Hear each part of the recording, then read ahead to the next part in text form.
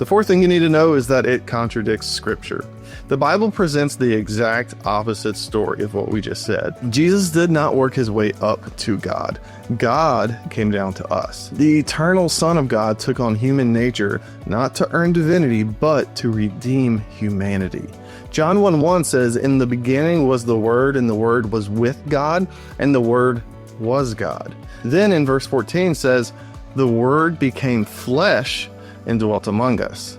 Jesus didn't become God after his baptism. He was already divine before creation itself.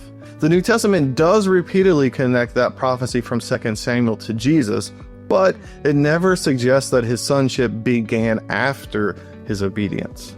Jesus said, "Destroy this temple, and in 3 days I will raise it up." He wasn't talking about a physical building, but his body, the true temple of God. He claimed the right to rule from an eternal throne. And he spoke of a kingdom that would never end. Every one of these claims affirms his eternal nature, not an earned divinity. And speaking of Mark, his silence doesn't equal denial, and it doesn't contradict John's or Luke's narratives of Jesus' birth. It complements them. In fact, Mark opens with John the Baptist preparing the way of the Lord. And that echoes Isaiah 40 verse 3, which is a passage referring to Yahweh himself.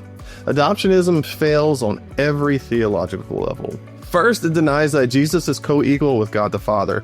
Scripture teaches that the Son shares the same divine essence as the Father and the Spirit. Jesus declared in John 10:30, "I and the Father are one." To say that Jesus was only later united with God is to deny his own words.